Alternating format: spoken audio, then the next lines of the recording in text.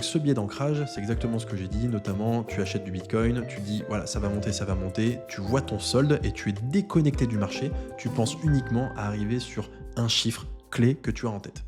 Et que tu dis c'est quand je dépasserai ce chiffre, je vends, je prends tout ce que j'ai à prendre et au moins je vis ma belle vie à côté. Donc ça se passe rarement comme ça parce que si ton objectif c'est d'atteindre 1 million d'euros sur tes placements financiers, et au final, tant que tu les atteins pas, tu vas prendre un maximum de risques et tu vas te déconnecter de l'analyse du marché que tu peux avoir.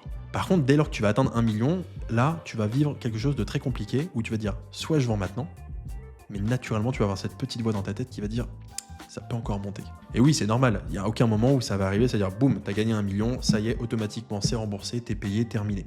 Quand tu vas dépasser ton million, tu vas forcément être à 1 million, 1 million 100 000, 1 million peut-être 50 000. Et donc tu vas dire, tiens, j'ai quand même gagné 50 000 d'un coup. Si je laisse aller, je peux encore gratter 2-3 milliers d'euros. C'est toujours ça le prix. Mais ce biais d'ancrage, il te déconnecte complètement de l'analyse. Et en fait, à un moment donné, quand ça va se retourner, ça va partir à la baisse. Et là, tu vas dire, j'étais à 1 million il y a 2 semaines. Aujourd'hui, je suis à 900 000.